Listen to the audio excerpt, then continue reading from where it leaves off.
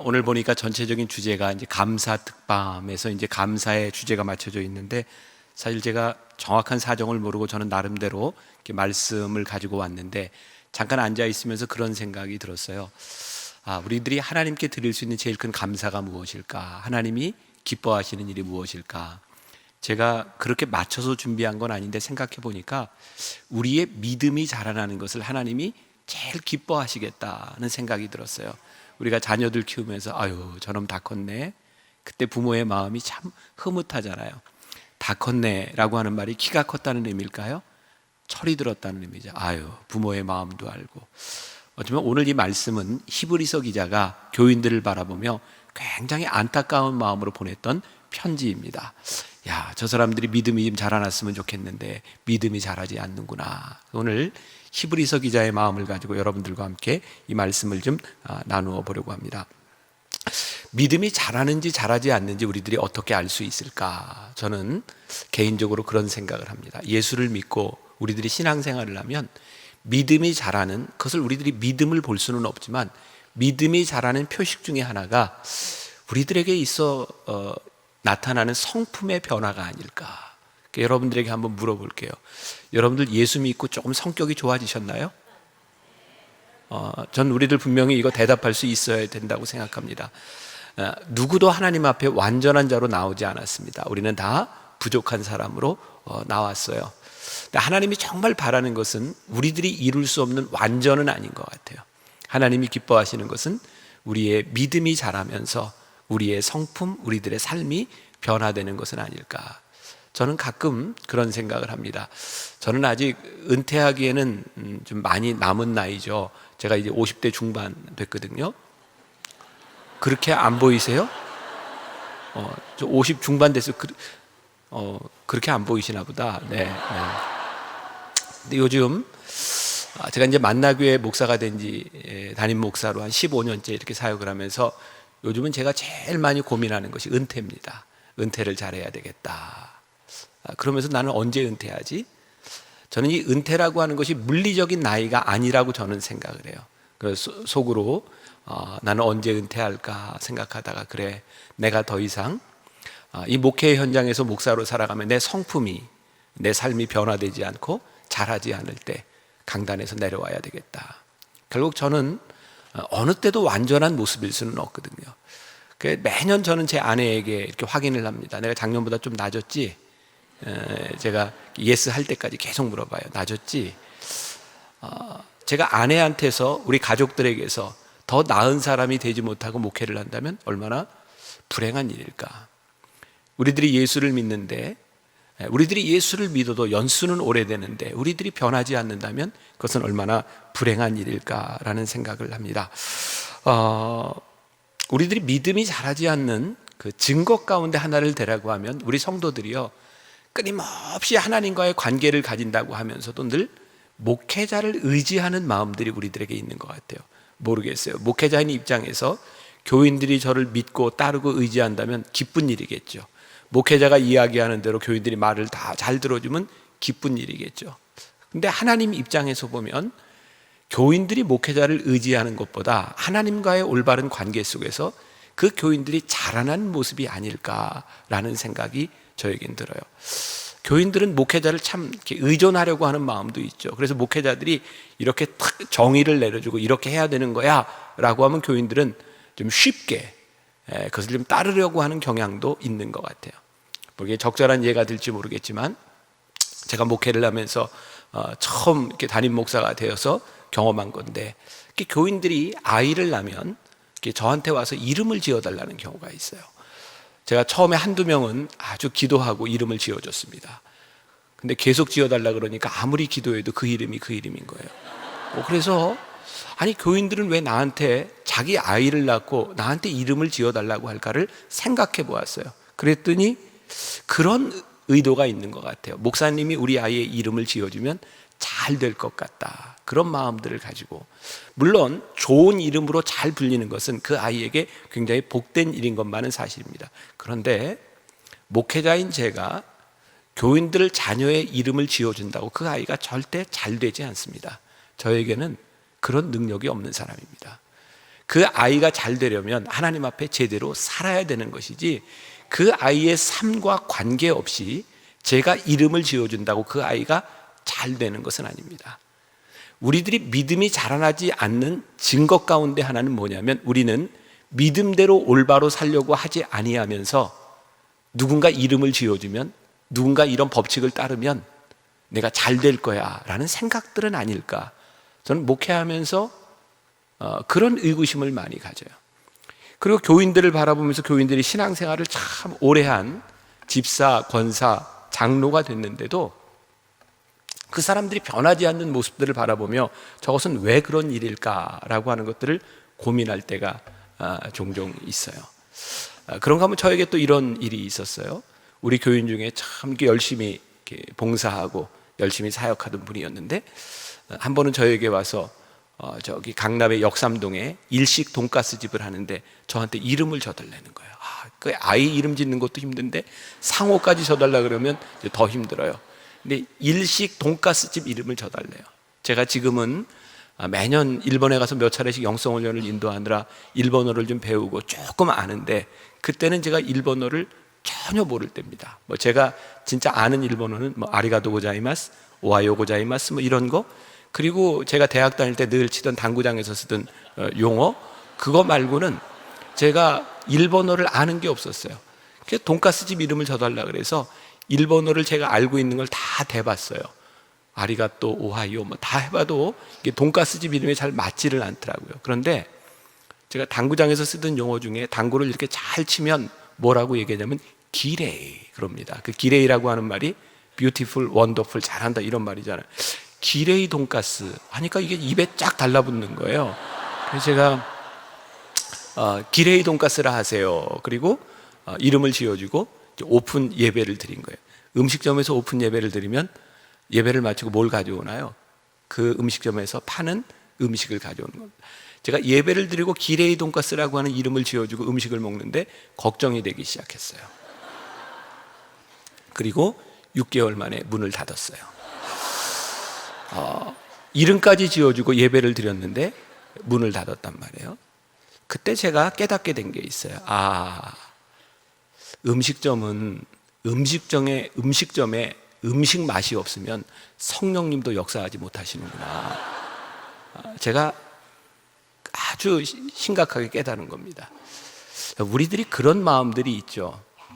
우리는 믿음이라고 생각하는데, 우리는 하나님께 이렇게 기도하면, 자, 예를 든다면 여러분 기복신앙이 있고 축복의 신앙이 있어요. 여러분들 기독교는 기복신앙인가요? 축복의 종교인가요? 축복의 종교. 그 차이가 뭔가요? 기복 종교는요, 복을 빌어요. 복을 비는데 우리들이 사는 삶하고는 아무 관계가 없어요. 그냥 복을 빌어요. 그걸 기복이라고 얘기합니다. 축복의 종교는 우리들이 하나님께 축복을 받을 만하게 사는 거예요. 그게 축복의 종교예요. 우리가 하나님께, 하나님 저에게 복을 주세요, 저희 음식점이 잘 되게 해주세요 라고 기도한다면 우리는 어떻게 해야 될까요? 기도하는 사람이니까 음식을 잘 만들어야 되겠죠. 하나님, 우리 아이가 수능에서 시험 잘 보고 정말 좋은 대학 가고 그러도록 하나님 도와주세요 라고 한다면 일단 시험을 잘 보려면 어떻게 해야 될까요? 공부를 열심히 해야 되는 겁니다. 제가 믿는 신앙에서는 열심히 안 하고 시험을 잘 보는 건 좀 문제가 있는 겁니다. 수능 기도회 때 부모들은 열심히 기도하죠. 공부 잘하는 아이를 둔 부모, 우리 애가 실수하면 어떡하나, 그래서 하나님 실수하지 않게 해주세요, 간절히 기도합니다. 공부 못하는 자녀를 둔 부모 역시 간절히 기도합니다. 하나님 실력대로 보지 않도록 도와주세요.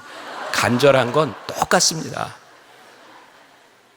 만일 이 아이들이 공부와 관계없이, 실력과 관계없이 무조건 잘 보게 해주세요 라고 기도한다면 하나님이 참 곤란하지 않으시겠어요? 여러분들 한 반에 예수 믿는 아이가 10명, 20명 되는데 다 1등 해달라고 기도하면 하나님이 너무 힘드시지 않겠어요? 그리고 분명한 건 아무리 기도해도 1등은 하나라는 거죠. 그러니까 하나님은 우리들의 인생의 1등을 꿈꾸시는 분이 아닌 거예요. 하나님이 우리를 만들어 가시고 하나님을 믿는 믿음 안에서 내가 복된 사람이다 라고 믿을 때에 우리는 사실 시험보다 더 뛰어난 하나님의 능력을 믿는 사람이죠. 오늘 제가 준비한 이야기는 아닌데 우리 수험생들이 있어서 제가 좀 이 이야기를 해도 괜찮을 것 같아요. 하긴 여러분들은 제가 뭘 준비했는지도 모르잖아요. 괜히 또 이렇게까지 얘기를 하고. 우리 아이들이 둘 다 수능을 본 게 한 10년쯤 전입니다. 자식을 키우는 부모들의 마음은 다 똑같을 것 같아요. 저는 수능 보는 날 제 아내하고 정말 감사 예물을 하나님께 드렸어요. 너무 감사했어요. 제 딸은 장애가 있거든요. 제가 미국에 유학을 갔을 때 우리 딸아이는 영어를 못해서 미국에서 1년 학교를 늦춰서 갔고요. 한국으로 돌아왔을 때는 한국말을 못해서 또 1년을 늦췄어요. 장애를 가지고 그리고 2년을 늦게 제 아들과 함께 초등학교 1학년부터 한국에서 학교를 다녔습니다. 저는 우리 아들에 대해서 미안한 마음이 많이 있어요. 우리 아이는 태어나면서부터 누나가 늘 아팠기 때문에 이렇게 막내로서 대우를 받아보지 못하고 늘 누나한테 양보해. 너희 누나는 늘 아프잖아. 그런 소리를 듣고 자랐거든요.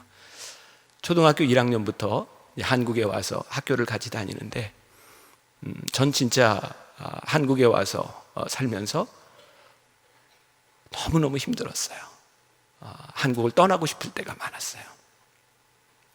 우리 아이가 학교 가서 집에 돌아올 때 아이들이 우리 아이 머리에 껌도 붙여놓기도 하고 등에다가 바보라고 매직으로 써오기도 하고 등에 압정이 꽂혀서 오기도 하고. 우리 아이가 초등학교 다닐 때 나중에 졸업할 때 들은 이야기예요. 2년 동안 우리 딸아이가 학교에서 점심을 안 먹었대요. 아무도 같이 먹어주는 애가 없어서 2년 동안 점심을 굶었다는 이야기를 듣고 내가 이 나라를 떠야 되겠다 그런 생각을 했었어요. 우리 아들내미가요, 그것도 나중에 들은 이야기예요. 학년이 바뀔 때마다 자기 누나 담임 선생님한테 찾아가서 그랬대요. 선생님, 혹시 누나가 아프면 저한테 얘기하세요. 그리고 이놈이 수업을 끝나면 아이들이 해코지 할지 모르니까 누나 반에 가서 기다렸다가 누나하고 6년을 같이 왔어요. 그러니까 우리 아이는 초등학교 다닐 때 친구가 없었어요. 그것을 바라보는 부모 마음이 편치 않았겠죠. 중학교 3년을 또 같이 다녔습니다. 9년을 같이 다녔어요. 우리 아들내미가 중3 때 갑자기 외고를 가겠다 그래요. 외고를. 제 마음속에 딱 느껴지는 게 이제 고등학교 때는 누나에게서 좀 벗어나고 싶은 마음이겠구나. 그래, 너 외고로 가라. 미국에서 와서 아이가 영어도 좀 했고 또 수학도 잘하고 선생님도 외고에 갈 정도의 실력이 된다고 생각을 했어요. 외고 시험을 봤는데 떨어졌어요. 떨어졌다는 이야기를 듣고 우리 딸아이가 역시 하나님 살아계시다고.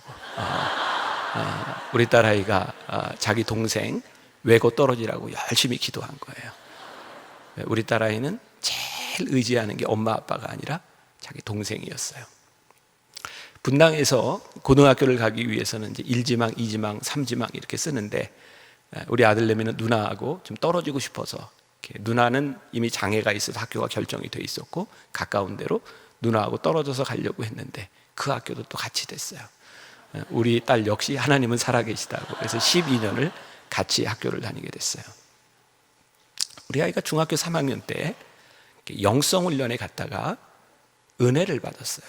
그러더니 저에게 아빠, 하나님이 나를 부르셔서 내가 목사가 될 거예요.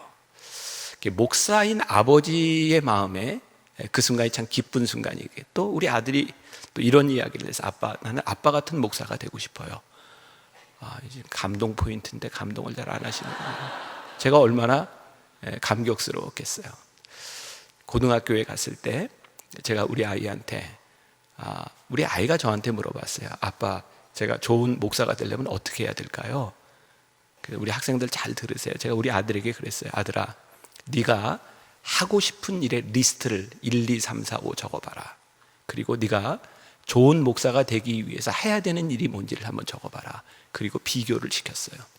우리 아이가 하고 싶은 것과 우리 아이가 좋은 목사가 되기 위해서 해야 되는 것이 순위가 달랐어요. 그리고 우리 아이가 소명을 받고 나서 참 열심히 공부하기 시작했어요. 저는 우리 학생들을 바라보면서 부모님들이 공부해라 이러는 것도 중요하지만 더 중요한 건 하나님의 부르심이 있으면 우리의 자녀들은 부르심을 따라 살아간다는 거예요. 그래서 이제 고등학교 3학년이 됐을 때는 이제 우리 아들내미가 분당에 있는 고등학교에서 이제 문과에서 전교 1등을 했어요. 남의 일이니까 뭐 기쁘시겠습니까만은, 네, 아무튼 저희 교회도 우리 청소년부 아이들이 굉장히 많습니다. 학교 전교생보다 많은 것 같아요. 그러니까 우리 아이가 교회에서도 회장을 하고 학교에서도 회장을 하고 전교 1등도 하고 뭐 찬양단도 하고, 그리고 우리 아이는 저하고 전혀 다르게 생겼어요.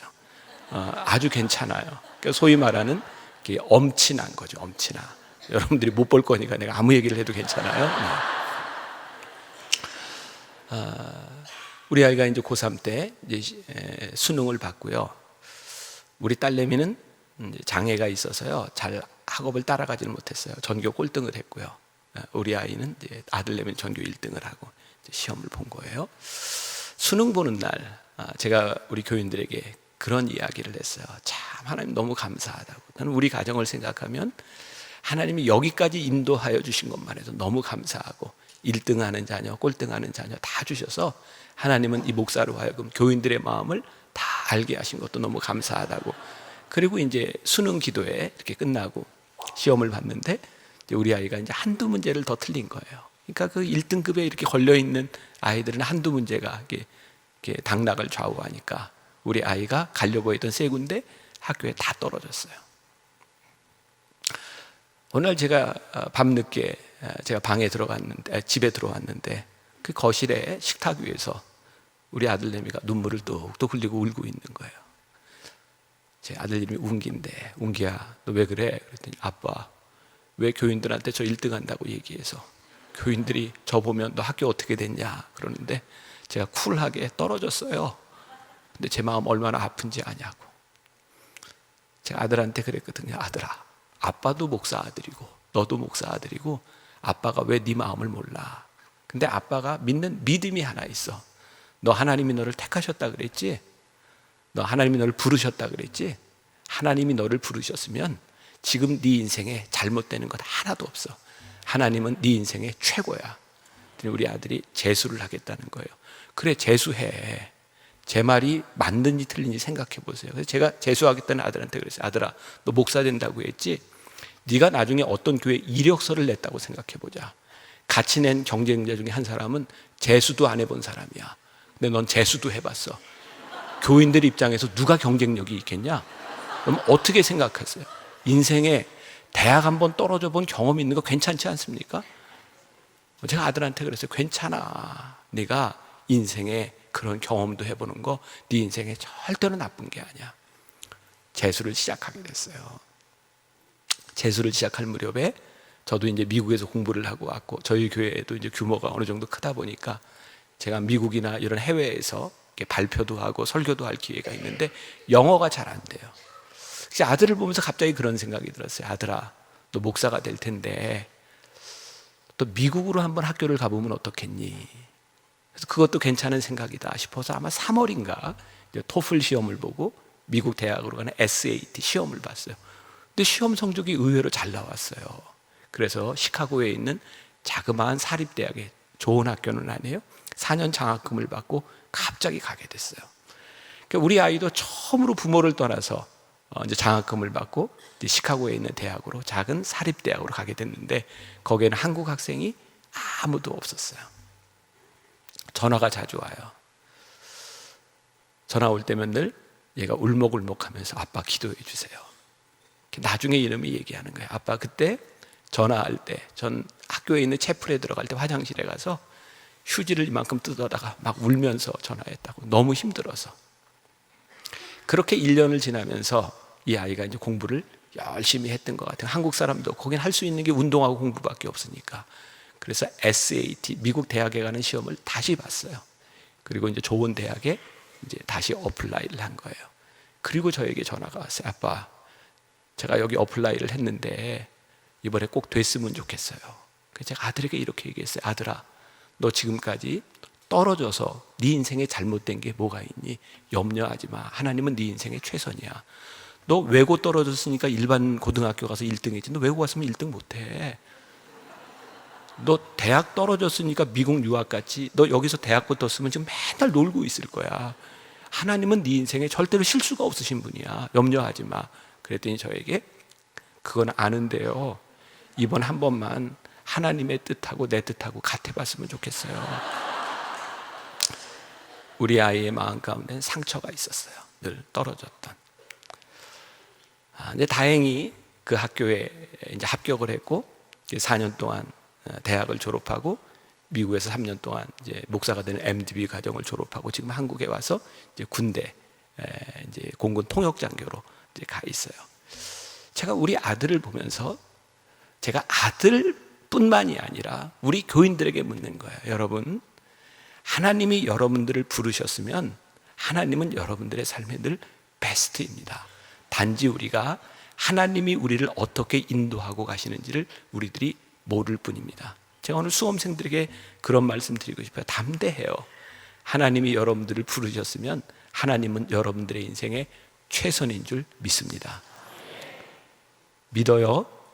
담대하게 시험 봐요. 괜찮아요. 자, 우리들의 믿음이 자라난다는 것을요, 저는 그렇게 생각하거든요. 우리들이 하나님 앞에 어떤 인생을 살아가는가, 우리들이 어떻게 살아가느냐에 관계가 없는 것이 아니라 하나님이 나를 부르셨기 때문에 부르심의 인생을 살아가는 거예요. 잘못된 종교는 우리의 인생과 우리들의 삶과 관계없이 기도만 하라고 가르쳐요. 근데 저는 우리 교인들에게 그렇게 가르칩니다. 발 달린 기도하라고. 기도했으면 기도한 대로 사세요. 여러분, 이게 여러분들에게 어떻게 들릴지 모르겠어요. 우리 교회에 골드미스들이 꽤 많아요.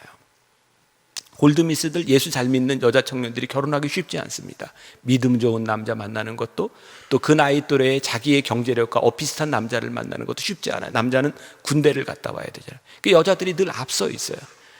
그러니까 이 골드미스들이 모여가지고 기도를 하더라고요. 좋은 남자 만나게 해달라고. 제가 한 번은 그 골드미스들한테 그래서 기도 그만해. 기도 그만하고 만나. 아니, 만나야지 맨날 기도만 하고 있어.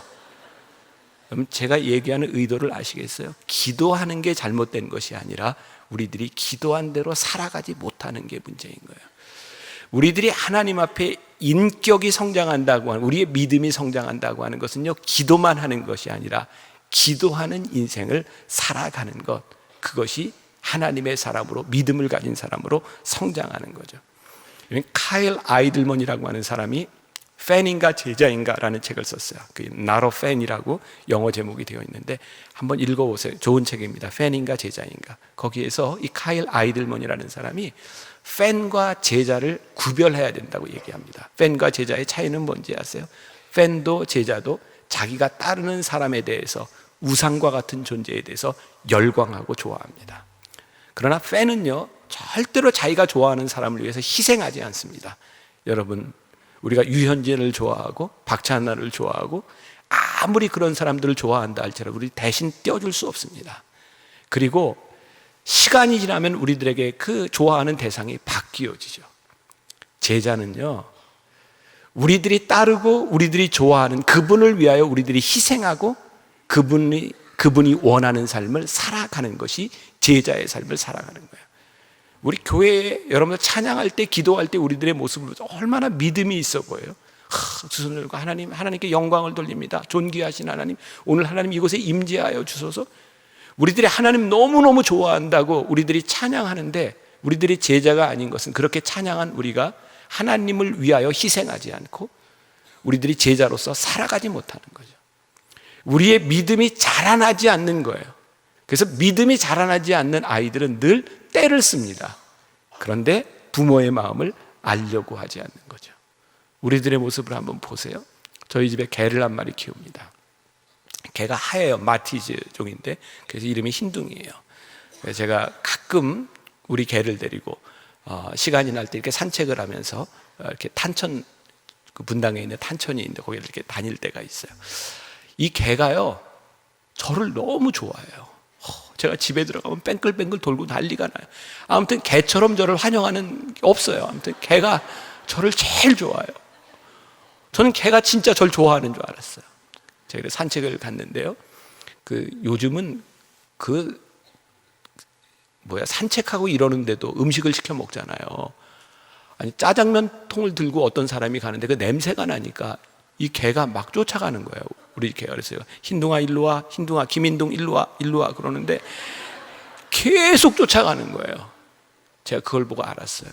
아, 개구나. 개더라고요, 개. 자기가 좋아하는 음식 냄새를 맡으니까 그냥 따라가더라고요. 전 목사라 그런지 그런 생각이 들었어요. 이게 우리들의 모습은 아닌가. 죄송해요. 정말 개같이 우리들이 좋아하는 것을 바라보면 그냥 따라가 버리는 존재, 그게 우리들의 모습은 아닌가.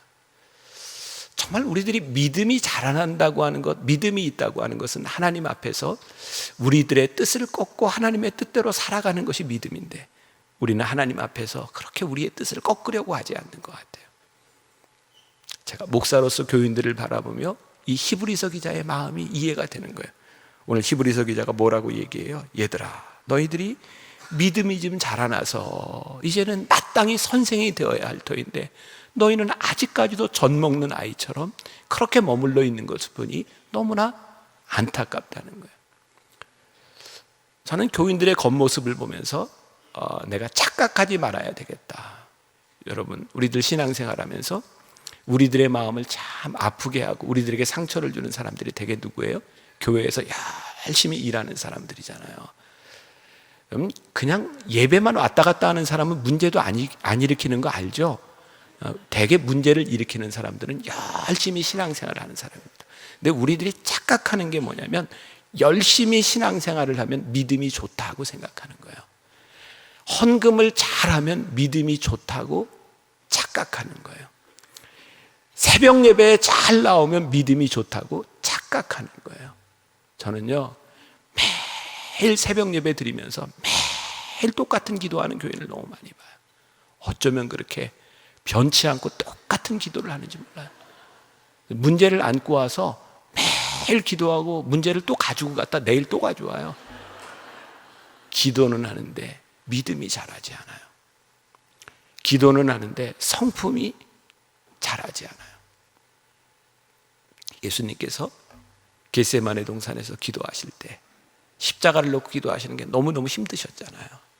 그래서 뭐라고 기도하세요? 아버지요, 될 수만 있으면 이 잔을 나에게서 거두어 주세요. 그런데 내 뜻대로, 내 원대로 마옵시고 아버지의 뜻대로 되기를 원하나이다. 그 기도하는 게 너무너무 힘드셨어요. 성경에 보니까 땀방울이 핏방울이 되도록 기도하셨다. 예수님도 하나님의 뜻대로 행하시는 것이 너무 힘드셔서 땀방울이 핏방울이 되도록 기도하셨어요. 우리가 하나님 앞에 정말 간절히 기도하는 것은 여러분 마음에 조금 불편하더라도 내가 원하는 것을 이루기 위해서 기도하는 것이 아니라 하나님의 뜻대로 살아가기 위해서 내 뜻을 꺾는 게 믿음인데, 우리는 내 뜻대로 이루는 것이 믿음이라고 생각할 때가 많았던 것 같아요. 저에게 그런 고민이 있었어요. 교인들을 바라보면 왜 우리는 믿음이 자라지 않을까? 우리는 그동안 우리들의 간증 이런 걸 많이 들었잖아요. 어떤 간증을 들었어요? 내가 어려운데 기도해서, 내가 질병에, 내가 죽을 병에 있는데 하나님 나를 살려주셔서, 내가 어려운 환경에 하나님이 나를 부자로 만들어주셔서, 물론 간증거리예요. 하나님이 나를 고치실 수 있고 하나님이 나를 부욕해 하실 수 있고, 그런 하나님의 능력을 부인하는 게 아니에요. 하나님이 분명히 우리들에게 그런 역사를 일으키실 수 있는 분이라는 것을 믿어요. 그런데 진짜 우리들의 신앙에 내가 부족하고 어려운 곳에서 내가 얻은 것도 우리들에게 간증이지만, 힘들고 어려운 가운데서 하나님의 뜻을 따라가기 위해서 우리들이 내려놓은 간증이 우리들에게 있어야 되지 않을까요? 하나님, 제가 하나님 뜻대로 살아가려고 하다 보니 이거 저에게 포기하라고 하시는데 제가 이거 내려놓겠습니다. 그러니까 사실은 우리의 뜻을 이룬 간증보다 하나님의 뜻을 이루기 위하여 내 뜻을 꺾어버린 간증이 사실 우리들의 믿음의 이야기가 아닐까. 근데 우리들의 믿음이 자라지 않는다면 뭔가 우리들이 잘못된 것은 아니지 않을까. 그래서 우리는 교회를 생각해도, 저도 저희 교회가 큰 교회니까 교인들 많이 늘어나는 것, 이게 왜 기쁘지 않겠어요? 근데 정말 교인들이 많이 늘어나는 것보다 이 안에 하나님의 뜻대로 살아가는 믿음의 사람들이 얼마나 많은가를 위해서 나는 얼마나 고민을 해봤나. 어린아이와 믿음이 있는 사람, 믿음이 자라난 사람과 자라지 않는 사람의 차이가 뭘까요? 영적으로 어린아이는 늘 염려의 대상이에요. 여러분들 한번 생각해 보세요. 여러분들 성가대, 여러분들 소그룹, 저 사람은 맨날 1년, 2년, 10년이라도 맨날 챙겨줘야 돼. 어리다는 거예요. 우리들의 신앙에 연수의 관계가 있는 것이 아니라 어느 날 보니 내가 누구를 돌봐주고 내가 누구를 케어해주는 사람이 된다면 우리의 믿음이 자라나는 것인데, 아직도 누가 나를 챙겨주지 않으면, 누군가 나를 신경 써주지 않으면 안 돼. 우리의 믿음이 자라지 않았다는 거죠. 우리가 염려의 대상이 되는가, 염려해주는 사람이 되는가. 우리 안산제일교회는 그런 걱정을 안 하는지 모르겠지만, 저는 주일 아침이 돼서 날씨를 보면 늘 이렇게 근심 같은 게 있어요. 뭐냐면 날씨가 너무 좋잖아요. 어떤 생각이 들까요? 날씨가 너무 좋아서 교인들이 놀러 가면 어떡하지? 날씨가 아주 안 좋잖아요. 그럼 또 근심, 이런 날씨에 교회 못 나오면 어떡하지? 교인들을 바라보면 이렇게 근심할 때가 있어요. 근데 참 신기한 건 내가 근심하는 것처럼 그렇게 교인들이 약하지만은 않더라고요. 갑자기 그런 생각이 들었어요. 교인들은 혹시 오늘 날씨가 안 좋은데 우리 목사님 설교 안 하면 어떡하지? 이런 고민하는 사람이 있을까?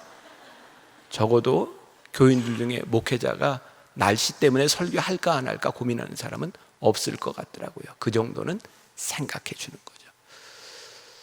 우리 교인들을 바라보며 이 목회자가, 우리가 저 사람은 저 정도 되니 안심이 돼 라고 할 정도의 믿음은 우리들에게 있어야 되지 않을까요? 단순히 교회 주일 예배를 참석하고 말고에 대한 문제가 아니라 이런 정도의 이야기는 소화할 수 있지 않을까?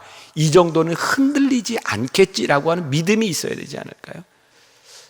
저희 교회는 매년 한 150명에서 200명 정도의 신천 권사들이 이렇게 있습니다. 제가 신천 권사들을 모아놓고 늘 똑같은 얘기를 합니다. 여러분, 권사라고 하는 말이 무슨 뜻인지 아십니까? 권사가 무슨 뜻이 아세요? 권면하는 자, 위로하는 자. 여러분들 지금 권사가 되는 이 순간부터 여러분들은 절대로 삐지면 안 됩니다. 여러분들은 삐질 자격이 없습니다. 권사가 삐지면 누가 여러분들을 권면합니까? 근데 우리는 믿음과 직분에 관계없이 우리의 기분에 따라 우리들의 삶이 좌우될 때가 참 많잖아요. 아마 히브리서 기자가 그 당시 초대교회에도 그런 일들이 참 많은 것 같아요. 감정적으로 기복이 심한 사람들, 자기 감정에 따라 움직이는 사람들, 우리들이 누구를 돌보는 사람이 되는가, 돌봄의 대상이 되는가, 이것은 우리들의 믿음을 생각해 볼 수 있는 중요한 척도가 될 수도 있을 것 같아요. 믿음이 자란다고 하는 것은요, 누군가를 이렇게 배려해 줄 수 있는 사람이 되는 것은 아닐까. 제가 어떤 목사님의 편지 글을 하나 좀 읽어드리려고 하는데 한번 들어보세요. 나와 아내는 달라도 너무 다르다. 나는 오른손잡이인데 아내는 왼손잡이다. 그래서 아내는 습관대로 국그릇을 왼쪽에다 잘 갖다 놓는다. 별일 아닌 것 같은 그 차이가 내 신경을 건드린다. 나는 종달새형이다. 새벽 시간에 일어나 설친다. 늦잠을 자면 무조건 게으르다고 여긴다. 그런데 아내는 올빼미형이다. 밤새 부엉부엉하다가 새벽녘에야 잠이 든다. 도대체 맞는 구석이 없다. 나는 물 한 컵을 마셔도 마신 컵은 즉시 씻어둔다. 누군가가 해야 할 일이고 언제 해도 할 일이며 내가 다시 손댈지 모를 일 아닌가 말이다. 그런데 아내는 그게 안 된다. 찬장에서 꺼내 쓸 그릇이 없을 때까지 꺼내 쓰다가 한꺼번에 씻고 몸살이 난다. 거기에다가 나는 약속 시간에 늦은 적이 거의 없다. 미리 준비하는 스타일이다. 그러나 아내는 떠나야 할 시간에 화장한다고 정신이 없다. 다가가서 보면 참 가관이다. 화장품 뚜껑이라는 뚜껑은 다 열어놓고 있다. 나는 그게 안 참아진다. 나도 모르게 버럭 소리를 지른다. 아니, 이렇게 두고 외출했다가 집에 돌아오면 향이 다 달아나는데 뭐 때문에 돈 주고 비싼 화장품을 사? 차라리 맹물을 찍어 바르지. 나중에는 견디다 못해 성경책까지 들이밀었다. 여보, 예수님이 부활만 하시면 되는데 왜 그 바쁜 와중에 세마포와 수건을 개켜놓고 나오셨겠어? 당신같이 정리정돈 못하는 사람에게 정리정돈이 얼마나 중요한지 말하고 싶으셨던 거야. 그게 부활의 첫 메시지야. 당신 부활 믿어? 그렇게 아내를 다그치고 몰아붙일 때 하늘에서 음성이 들렸다. 야, 이 자식아, 잘하는 네가 해라. 이놈아, 안 되니까 둘이 붙여놓은 것 아니냐. 너무 큰 충격, 생각의 전환이었다. 사람들이 궁금해하는 게 있다. 나의 은사는 무엇일까? 하지만 뜻밖에도 너무 간단하게 은사를 알 수 있다. 내 속에서 생겨나는 불평과 불만, 바로 그것이 자신의 은사인 것이다. 이를테면 내 아내는 물건이 제자리에 놓여 있지 않고 종이 나부랭이가 나뒹구는데도 그것이 눈에 들어오지 않는다. 그러니까 불편한 게 없다. 오히려 밟고 돌아다닌다. 하지만 나는 금방 불편해진다. 화가 치민다. 이 말은 내가 아내보다 이 부분에 탁월한 은사가 있다는 증거다. 하나님은 이 은사를 주신 목적이 상대방의 마음을 박박 긁어놓고 마음에 상처를 입히는 무기로 사용하라는 데 있지 않다. 은사는 사랑하는 사람을 섬기라고 주신 선물이다. 바로 내가 알게 된 사실이 있다. 내 아내에게는 화장품 뚜껑 여는 은사가 있고 나에게는 뚜껑 닫는 은사가 있다는 사실을. 그때부터 아내를 대하는 내 태도가 바뀌었다. 아내가 화장한다고 앉아있으면 다가가서 물었다. 여보, 이거 다 썼어? 그러면 뚜껑 닫아도 되지? 이거는 그래, 이것도 닫는다. 이제는 내가 뚜껑을 다 닫아준다. 그런데 놀라운 일은 그렇게 야단칠 때는 전혀 끔찍도 않던 아내가 서서히 변해가는 것이다. 잘 닫는 정도가 아니라 얼마나 세게 잠갔는지 이제는 나더러 뚜껑 좀 열어달라고 한다. 아내의 변화가 아닌 나의 변화, 그렇게 철들어진 내가 좋아하는 기도가 있다. 제가 젊었을 때는 하나님에게 세상을 변화시킬 만한 힘을 달라고 기도했습니다. 하지만 중년이 되었을 때 인생이 얼마나 덧없이 흘러가는지를 알게 되었습니다. 그래서 저와 함께 평안히 살도록 인도해 달라고 기도했습니다. 하지만 늙어 여생을 돌아보게 되었을 때 저는 저의 우둔함을 깨달아 알게 되었습니다. 제가 지금 드리는 기도는 저를 변화시켜 달라는 것입니다. 만약 제가 처음부터 이런 기도를 드렸더라면 제 인생은 달라졌을 것입니다. 우리를 화나게 하는 일들이 있죠. 대부분 그것은 우리들의 은사에서 비롯될 때가 참 많다. 내가 잘하는 것. 그래서 어떤 목사님은 거룩한 불만족이라는 말을 쓰기도 했습니다. 우리들 속에 불만족이 일어날 때 그것이 거룩하게 사명이 되도록 하십시오. 사실 우리들에게 일어나는 분쟁, 싸움, 다툼에 대한 문제들은 대부분 그런 것이 아닐까. 내 속에 일어나는 불만족스러운 일들. 근데 우리들이 성숙한 사람, 믿음이 자란다면 그 불만족이 우리들에게 사명으로 느껴지는 거죠.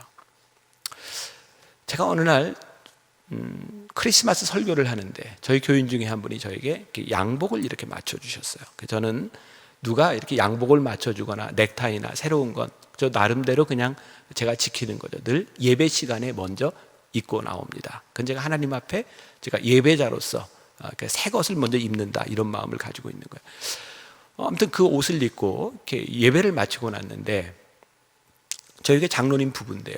지금 여기 서울 예대 안산 캠퍼스가 부총장으로 있는 거예요. 제 장로님인데 예배를 마치고 났는데 저에게 목사님, 그 옷에 그 구두가 뭡니까? 이게 예배를 못 드리겠는 거예요. 그러면서 제 양복 색깔하고 구두 색깔이 매칭이 안 돼서, 이분이 디자인을 전공합니다, 부부가. 그게 마음에 안 들어서 설교가 들어오질 않더라는 거예요. 제가 얼마나 당황스러워요. 근데 그 다음날 사무실에 왔는데 뭐가 소포가 왔는데 보니까 제 옷에 맞춘 구두를 하나 배달해 줬어요. 제가 그런 생각을 했어요. 불평은 누구나 이야기할 수 있지만 불평을 해결하는 일은 누구나 할 수 있는 일이 아니다. 보통 사람들은, 일반 사람들은 얼마든지 불만을 이야기할 수 있어요. 그런데 성숙한 사람은 그것이 불만으로 그치는 것이 아니라 불만을 해결하기 위한 사명자가 되는 거예요. 히브리서 기자가 마음이 아팠던 거예요. 언제까지 너희들은 징징대며 그런 분쟁과 다툼 가운데 너희들이 살아가는가? 영적 갓난 아이의 특징이 무엇일까요? 갓난 아이는 뭐예요? 자기 마음에 안 들면 그냥 울어버립니다. 그러면 그 우는 아이가 달랠 수 없으니까 조금 성숙한 사람이 그냥 들어주는 거예요. 근데 아이는 자기가 잘해서 들어주는 줄 알아요. 그래서 또 울어요. 갓난 아이가 있는 곳에는요 늘 시끄럽습니다. 지금 여러분들 머릿속에 누구 떠오르죠? 그래. 그게 누구일까요? 우리들이 하나님을 믿으면서 우리의 신앙이 얼마나 성숙해 가는가. 이건 제가 이렇게 써놓은 글 중에 제가 지금도 이거는 참 멋진 글이다. 참 사람이 어떻게 이런 글을 쓸 수 있을까. 이런 이야기를 듣고도 가슴에 새겨두지 않는 사람은 문제가 있는 사람입니다. 자, 제가 이 어떤 이기심, 어떤 독선, 위선 이런 것들을 생각하면서 예수님께서 바리새인들과 사두개인들, 서기관들을 보면서 굉장히 이렇게 질책하셨던 거 기억하시죠? 이 회칠한 무덤과 같은 자들아. 그들은 거룩한 척했지만 늘 남을 의식하는 거룩은요 위선이고요. 잘 기억하세요. 남을 의식하는 거룩은 위선이고요. 남을 배려하지 않는 거룩은 독선입니다. 근데 우리 교회 안에 위선과 독선이 참 많아요. 누군가를 바라보면서 누군가 있을 때 우리는 거룩해요. 남을 의식하는 위선. 그리고 많은 사람들이 나는 이렇게 신앙생활을 하면 하나님이 나에게 이렇게 은혜 주셨으니 나는 누가 뭐래도 이렇게 신앙생활해. 정말 신앙생활을 잘하는 것 같은데 그 사람의 독선으로 인하여 누군가 상처를 받아요. 그건 거룩이 아니라 독선입니다. 왜 우리는 교회에서 분쟁과 그런 다툼들을 경험할까요? 위선과 독선 때문은 아닐까? 제가 예를 들어볼까요? 저는 공부를 마치고 한국에 돌아와서 처음 시작한 게 청년 사역이었습니다. 만나교회에서 이제 파트타임으로 청년 사역을 시작했는데 뭐 대부분의 그 정도 규모의 교회가 그랬을 것 같아요. 청년들이 이제 100명 안쪽이었거든요. 제가 만나교회 청년부를 처음 맡을 때. 근데 이 청년들이 주일날 교회 학교 교사를 하고 찬양대를 하고 점심을 먹고 청년부 예배 나와요. 예배 드릴 분위기가 아닌 거예요. 지쳐서 밥 먹고 자요. 예배를 드리기가 힘들어요. 그래서 제가 이렇게 청년들 예배를 드려서는 안 되겠다. 그래서 처음 이렇게 묵도로 이렇게 예전에 그랬잖아요. 20년 전에 묵도로 종을 땡치고 우리 묵도합시다. 그렇게 하고 스르르 잠이 드는데 이제 대표 기도에서 잠들면 못 깨어나요. 그래서 이렇게 예배 드리면 안 되겠다. 그래서 청년들 예배를 묵도를 뺐어요. 빼고 저도 가운을 벗고 성가대원들도 다 가운을 벗기고 다 같이 일어나서 찬양하면서 시작을 했어요. 그게 지금은 굉장히 보편화되어 있는 소위 말하는 열린 예배 그런 것들에 대한 논쟁의 시발이 됐던 게 저희 이제 교회였어요. 청년 예배를 드리면서 주일 예배를 형식을 이렇게 바꿔서 예배를 드리면서 이제 찬양팀을 이렇게 세워서 여러분들 지금 너무나 자연스럽게 생각하는 이런 예배, 드럼 이런 것들이 20년 전만 해도 전혀 자연스럽지 않았다는 거 아시죠? 그렇게 예배를 드리는데 청년들이 부응하기 시작했어요. 정말 놀라운 일은요, 청년들이 잠을 깨고 찬양을 하면서 예배 시간에 나오면 아이들이 휴지와 손수건을 꺼내놓기 시작했어요. 울기 시작했어요. 청년들이 부응하기 시작했어요. 그러면서 어른들도 그 예배가 좋아서 이제 나오는 사람들이 늘어나기 시작할 때였어요.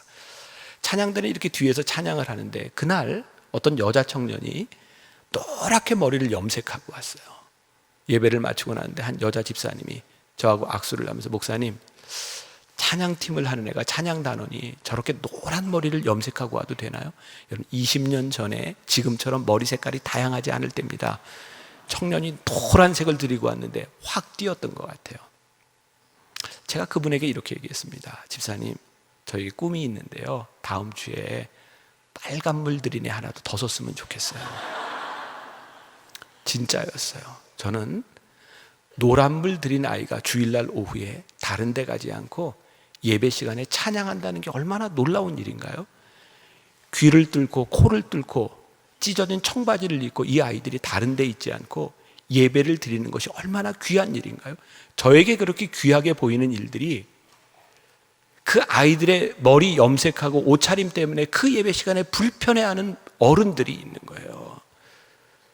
제가 주일 낮 예배 시간에 설교하면서 이런 얘기를 했어요.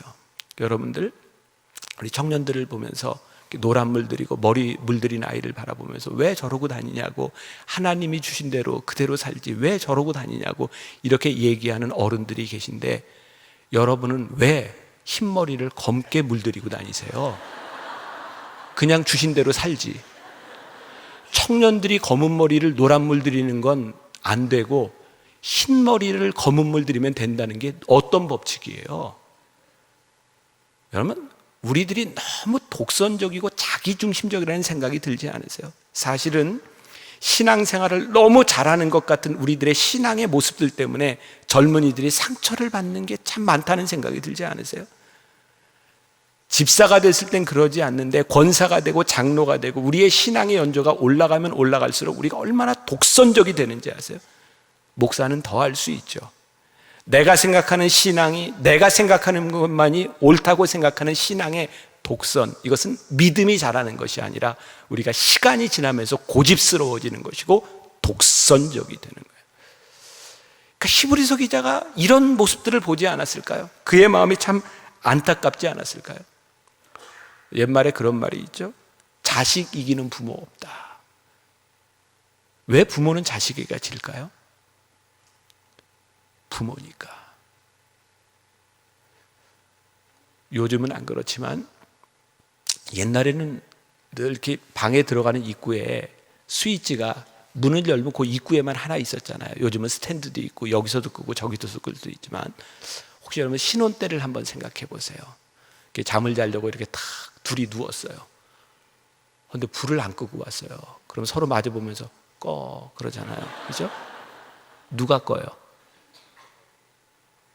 누가 끕니까? 성숙한 사람이 끄는 겁니다. 조금이라도 성숙한 사람이 끄는 겁니다. 누가 양보해요? 조금이라도 어른다운 사람이 양보하는 겁니다.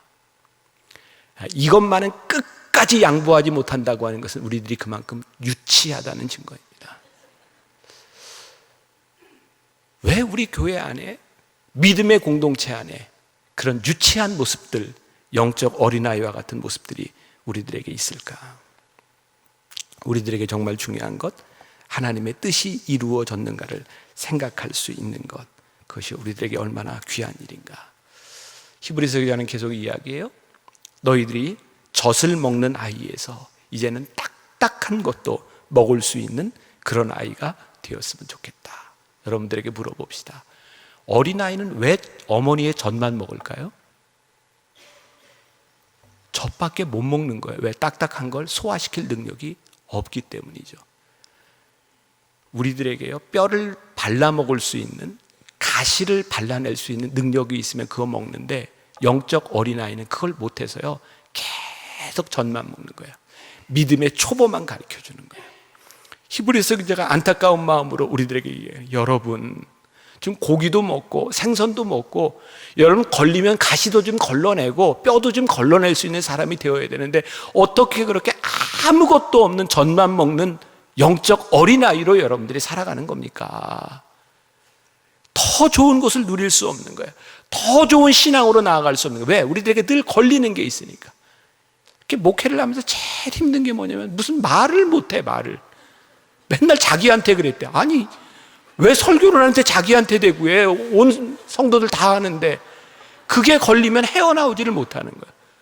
믿음이 자라나지를 못하네. 그거 이렇게 걸러낼 수 있어야 되는데 저희 교회에요 얼마 전에 새로운 그 젊은 부부가 등록을 했는데 이 사람이 분당에 이사 와서요 여러 교회를 이렇게 다니면서 그렇게 기도했대요. 하나님, 제가 이 교회 저 교회를 다니다가 제가 교회를 결정해야 되는데 설교를 들으며 제 마음이 불편해지는 교회가 있으면 그 교회에 등록하게 해주세요. 어느 날 저희 교회에 왔는데 설교를 듣는데 그렇게 마음이 불편하더래요. 그래서 저희 교회에 등록을 한 거예요. 그게 무슨 의미인지 아세요? 자기는 지금까지 신앙생활하면서 내 마음에 드는 거. 그러니까 여러분들 어느 때 여러분들은 은혜 받았다 이렇게 표현하세요? 목사님 설교가 너무너무 은혜스러워. 언제? 내 생각하고 똑같아. 어쩌면 내 마음에 쏙 들어. 그럼 은혜가 되잖아요. 근데 사실 은혜는 내 마음에 드는 것이 아니라 그 말씀이 내게 부딪혀서 심령 골수를 쪼개는 것이 말씀인데 우리는 내 마음에 드는 것이 은혜라고 생각해요. 제가 그때 그 젊은 부부의 이야기를 듣고 주일날 교인들에게 이렇게 이야기를 했어요. 오늘 여러분들이 이 말씀을 듣다가 여러분들의 마음이 불편해지기를 주님의 이름으로 간절히 축원합니다. 불편해지는 것이 우리들에게 축복이라고 하는 것을 알 때 우리의 믿음이 성장했구나.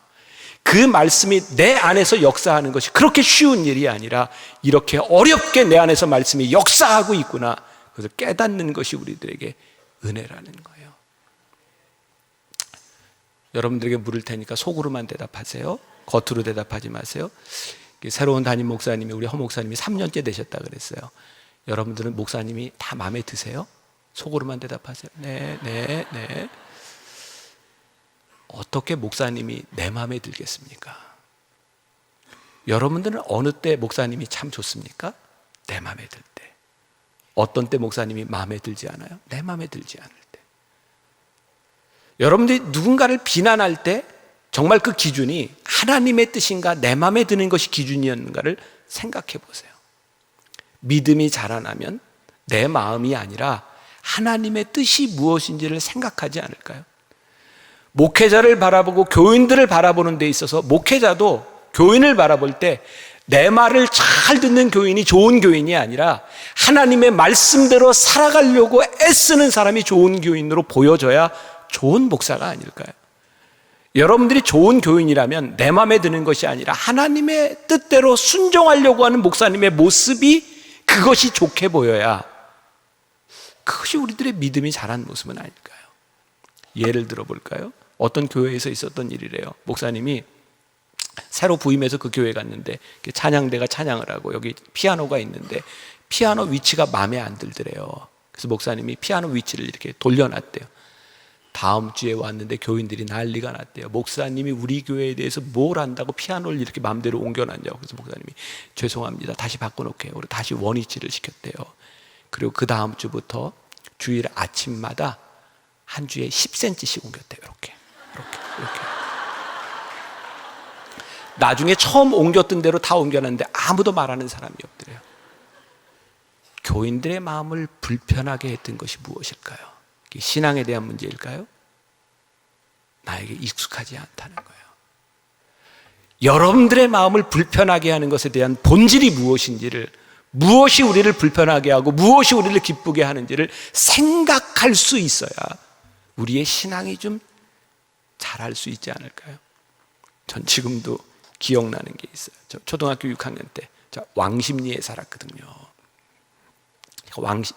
왕십리 스타일. 제가 초등학교, 중학교, 고등학교까지 왕십리 스타일. 초등학교 졸업할 때 저희 어머니가 학교에 오셨어요. 그리고 졸업식을 마치고 마치 누나하고 이렇게 같이 왕십리에 가면 유명한 중국집이 있어요. 육합춘이라고 유명한 중국집인데 거기 가서 저희 어머니가 중국 음식을 사주셨어요. 그 당시엔 제가 탕수육이라고 하는 구경도 못 해봤을 때 중국집에서 짬뽕, 짜장, 탕수육을 시켜주셨어요. 제가 처음으로 먹어보는 탕수육, 달짝지근하고 시큼한 탕수육을 한 입 딱 먹는 순간 6학년인 제 입맛에 맞질 않았어요. 쉬어서 먹을 수가 없었어요. 그걸 안 먹고요, 짬뽕을 다 먹었어요. 그리고 40년이 지나서 지금도 내가 왜 그 탕수육을 못 먹었을까? 너무너무 아까운 거예요. 내가 왜 그걸 못 먹었을까? 왜 못 먹었을까요? 탕수육이 문제였을까요? 내 입맛이 문제였던 거죠.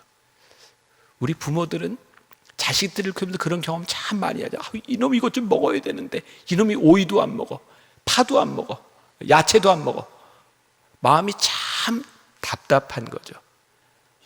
왜 못 먹어요? 이 아이가 그 좋은 걸 먹을 줄 모르는 거예요. 저는 이 히브리서 기자의 마음이 느껴지는 거예요. 목회자로서 교인들을 바라보면서 야, 이제 너희들의 믿음이 자라나서 좀 장성한 분량에까지 일어나서 내가 그것들을 좀 소화할 수 있으면 좋을 텐데, 제가 목회자의 심정으로 여러분들에게 말씀드리는 거예요. 믿음이 자라났으면 좋겠다. 너희의 믿음이 좀 자라나서 소화할 수 있으면 좋겠다. 말씀 하나만 하고 오늘 말씀을 마치도록 할게요. 오늘 말씀해 보니까 14절에 지각을 사용함으로 연단을 받아 선악을 분별하는 자라는 말씀이 있어요. 지각을 사용함으로 연단을 받아. 옳고 그름을 우리들이 써봐야 그것이 옳은지 그른지를 우리들이 알 수 있어요. 그래서 우리들이 연단을 받는 거예요. 저는 우리의 신앙이 자라지 않는 큰 이유 가운데 하나가 무엇이냐면 우리들이 옳은 일을 제대로 행해보지 않는 거예요. 믿음대로 살아보지 않는 거예요. 믿음의 역사를 우리들이 경험해보지 못하는 거예요. 오늘은 제가 우리 교인들의 이야기를 이렇게 많이 하게 되는데요. 한 번은 제가 예배를 마치고 이렇게 내려가는데 저희 교인 부부가 열심히 이제 섬기고 봉사하는 분인데 새로 사업을 하겠다는 거예요. 아이고, 이분도 저에게 이름을 줘달래요.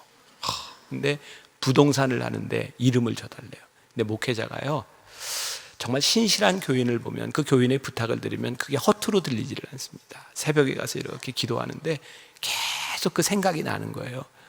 부동산 이름을 뭐라고 지을까요? 뭐라고 지을까요? 근데 저에게 말씀이 하나가 탁 떠올랐어요. 진리로 허리띠를 메고. 왜 그런 말씀이 떠올랐을까? 그래서 제가 이름을 붙여봤어요. 허리띠 부동산. 그건 좀 아닌 것 같고, 남은 게 뭐예요? 진리 부동산.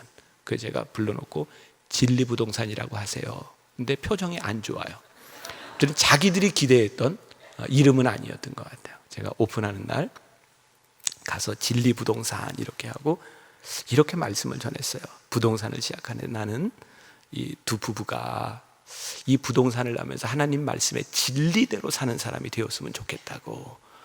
그리고 이제 예배를 마치고 왔어요. 한 3개월쯤 지나갔어요. 교회에서 이렇게 만나서 제가 물어봤어요. 부동산 잘 돼요? 그랬더니 목사님 한 건도 못했어요. 그래서 왜 그래요? 그랬더니 지금하고는 그때 많이 틀려요. 10여 년 전이니까. 되게 부동산 하면 다운 계약 쓰고 그러잖아요. 목사님 진리대로 살아보라 그래서 제가 법 하나 안 어기고 정말 깨끗하게 진리대로 하려고 했더니 한 건도 안 돼요. 근데 저에게 인상적인 얘기를 했어요. 근데 목사님 제가 한번 끝까지 해볼랍니다. 그리고 한 6개월쯤 지났는데 이분이 저에게 연락이 왔어요. 목사님 저희 부동산 와서 예배 드려주세요. 그래서 왜 그래요? 그랬더니 문 닫으려고요. 그래서 제가 오픈할 때 예배 드리고 문 닫을 때 예배 드리는 건 처음이었어요. 그것도 한 6개월 만에 문 닫았어요. 그리고 시간이 지났습니다. 어느 날 그 부부가 제 방에 찾아왔어요.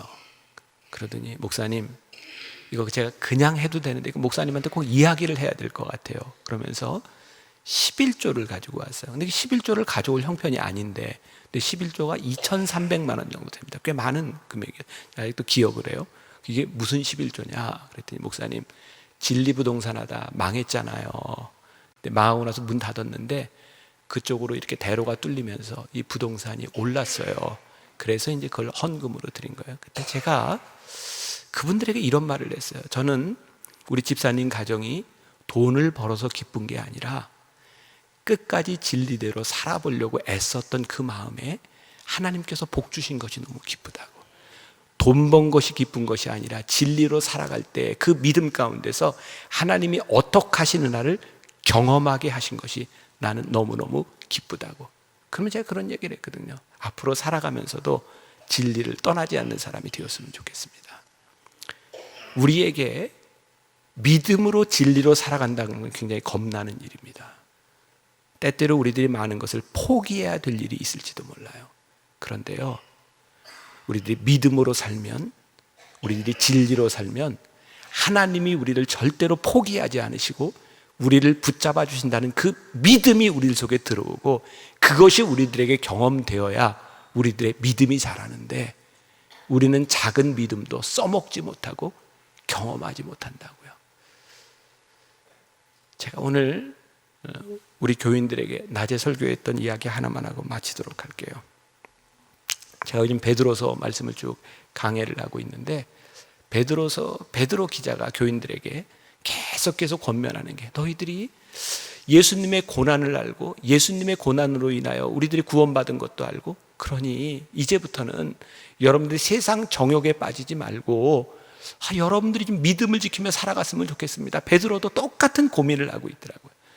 그러면서 세상 사람들이 여러분들에게 왜 그렇게 사냐고 믿음으로 살아가는 걸 그것을 가지고 누가 이야기하고 여러분들을 비방해도 그거 개의치 말라고 여러분들이 꿋꿋하게 그 길을 가라고 마지막 날 모든 것이 밝혀질 때가 올 테니 그 길을 가라고 제가 교인들에게 이런 예를 들었어요. 제가 지금은 아니에요. 제가 은혜 받기 전에 제가 노름을 굉장히 좋아하는 사람이었어요. 전 목사 돼서 은혜 받았어요.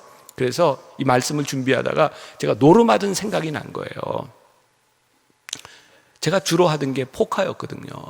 남자들 포카 해보셨어요? 아는 분은 이렇게 알아들을 수 있을 텐데, 포커를 하려면 일단 카드를 3장씩 이렇게 나눠줍니다. 그 중에 2장은 자기가 쥐고 마지막 1장을 이렇게 깔아놔요. 그리고 한 장씩 이렇게 주면은 이 카드는, 포커는 이렇게 숫자를 맞히든지 그림을 맞히든지, 아는 얘기를 하는 건지 모르는 얘기를 하는 건지 모르겠어요. 원페어, 투페어, 뭐 이렇게 풀하우스 이런 거 들어보셨어요? 아무튼 그렇게 하는 거예요. 하는데 한 장 한 장 놓으면서 이렇게 배팅을 하죠. 배팅을 하는 걸 영어로 run, 가는 거예요, 계속. 근데 상대방이 몇 사람이 같이 하는데 자신이 없으면 die, 죽어요. 자신 있는 사람끼리 계속 배팅을 하는 겁니다. 그리고 마지막에 다 패를 보여주고 깝니다. 제일 높은 사람이 먹는 거예요. 끝까지 배팅하는 사람이 있습니다. 어떤 사람일까요? 내가 쥔 패가 확실한 사람은요, 끝까지 배팅합니다. 여러분들이 알아들을 수 있도록 제가 고스톱으로 예를 드릴게요. 제가 옛날에 고스톱도 좋아했어요. 고스톱 하면 좀 환상의 쓰리고의 피박, 광박 이런 거 있잖아요. 그죠? 고스톱 치는데 이 쓰리고까지 가는 게 쉽지 않습니다. 그죠? 쓰리고를 가려면 일찍 점수가 나야 되니까. 쓰리고 가는 게 쉽지 않은데 고, 원고, 투고 이렇게 하려는데 꼭 그때 어떤 사람이 있냐면 전문용어로 쇼당을 부르는 사람이 있잖아요. 아시는 거죠? 이 고스톱 얘기. 쇼당을 불러도 끝까지 쓰리고를 가는 사람이 있어요. 어떤 사람일까요? 내가 든 패가 확실하면 가는 겁니다. 우리가 어떻게 믿음이 자라고 믿음을 사용할 수 있고 우리들 어떻게 하나님 앞에 끝까지 갈 수 있는지를 아세요? 내 속에 확실한 믿음과 확신이 있는 사람만이 그 길을 꿋꿋하게 가는 겁니다. 그리고 마지막 날 모든 것이 밝혀지게 될 것이고 하나님 앞에 모든 것이 드러날 것을 아는 사람이기 때문에 끝까지 그 길을 가는 거예요. 여러분들에게 제가 도전드리고 싶어요. 믿음으로 살아보세요. 믿음으로 살아간 그 믿음이 우리들 속에서 증명되고 경험될 때 우리의 믿음이 자라날 수 있는 거예요. 우리의 믿음이 자라나지 않는 이유? 믿음을 써먹어보질 않으니까.